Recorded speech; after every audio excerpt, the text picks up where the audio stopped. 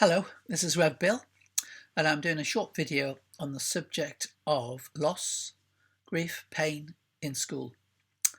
Because yes, it is in school.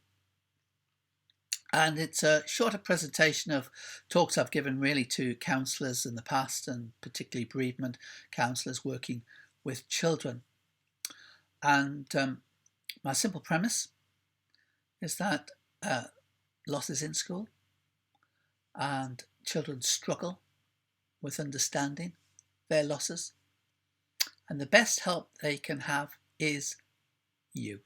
Not specialists, not psychologists, not counsellors, but you, because they're attached to you and you see them every day, and you can play a really important role in helping a child in their development, in learning how to carry and work through their losses. So here goes. It'll be a PowerPoint presentation mainly, so you won't be looking at me, fortunately. And I hope, even though it's December the 1st, my neighbours decided to cut the lawn. So I hope you won't hear his lawnmower. Grief, loss and pain in schools. It's something that children are very good at cloaking. They can put the mask on and hide what's really going on. But the statistics tell us a different story. 2 children under 18 are bereaved of a parent every hour.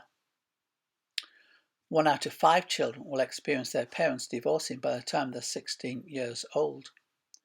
On top of that, we have the complexities in our society today of more children who are coming from a refugee background, with all the trauma and the stress that they've had to endure.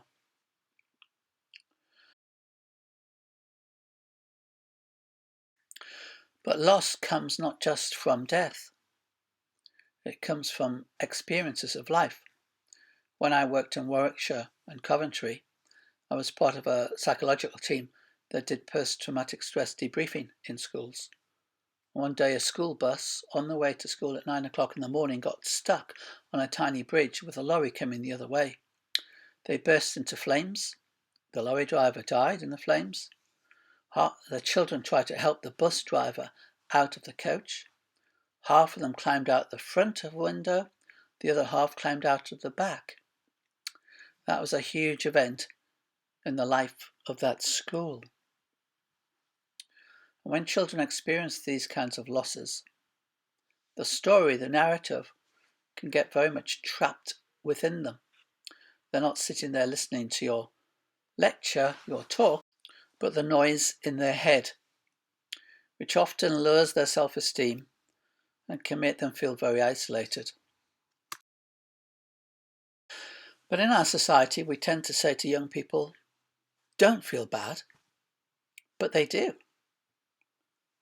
We replace the loss with something else. We buy a child a dog when they lose a parent. We say don't go to the funeral, which encourages them to grieve alone, or we don't let them see us as adults grieving. We say to them, be strong, but they don't feel strong. We say, oh, go back to school, keep busy. Time heals all wounds. But when you reach my age, you realise that time does not heal wounds. It's what you do with time that counts.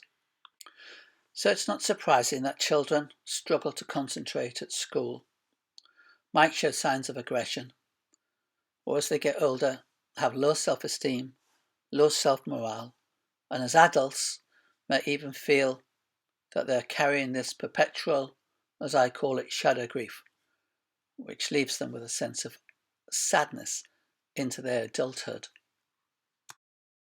We know that bereaved children are more likely to be less successful in school, struggle making friends, more likely to be bullied, higher chance of turning to alcohol, drugs and smoking, and not do so well in adult life. And we shouldn't be surprised, as their foundations of their key attachments have been radically weakened. And it's natural that this can cause separation anxiety and also can affect their future attachments to other people.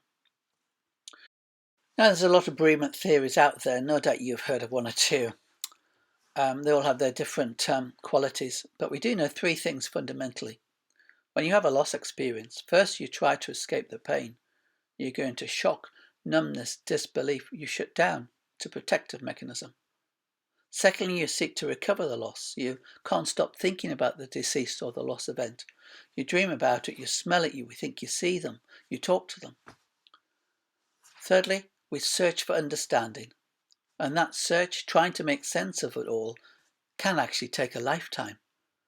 Our jigsaw of our belief system has gone up in the air, and we're now trying to put the jigsaw back together with a piece missing. I've heard people say that children don't grieve, but here's some work that children have done with me in bereavement classes. Here's Katie. She's feeling cold, empty, useless, sad, shaken, scared, shocked and strange. Here's Sam. He came to the group to talk about his death of his grandmother, but actually he was more angry and upset about the loss of his father through divorce. Notice what he's doing in school. Punching, kicking. Here's Hannah. She came about another bereavement, but really she was more worried about her mother who had arthritis. And here's another child so graphically expressing how their pain was affecting them physically. And we wonder why bereaved children don't concentrate in school. They're handling lots of different issues, trying to cope with what's going on, trying to make sense of their life. Of course, we can't just assume that everything is negative. For example, if a solicitor phones me right now and says, someone's left you something in a will, and I say, oh, I don't know anybody in Australia, so I'm sorry, it's not me. He says, oh, no, it's definitely you, Bill Merrington. And I said, well, what have they left me? Oh, 5.2 million. Wow, my gain is huge. My loss seems small. Although the loss might increase with time as I wonder who this woman was. On the other hand, a true story of a 17-year-old boy who passed his driving test, had an old car to drive in. Every day of the first week he took his friends, his A-level friends, out for a drive at lunchtime. On the Friday, his car went in for an MOT. He borrowed his mother's VW Golf, took two friends with him. On a country lane, he hit the only tree in a field, and all three were dead. The impact upon the parents is huge. For the father, why does he work? To provide for his son. He'd had a difficult relationship with the son, complex relationship, arguments, and good times. Why does he stay into a marriage that might be difficult? Because of his children. The loss, the attachment, is complex. Notice there's a gain there. You might think that's rather strange, but you'll have to ask me what that actually means, particularly for bereaved parents. So, a child coping with loss is handling many different factors. So how can we help them? Join me for part 2.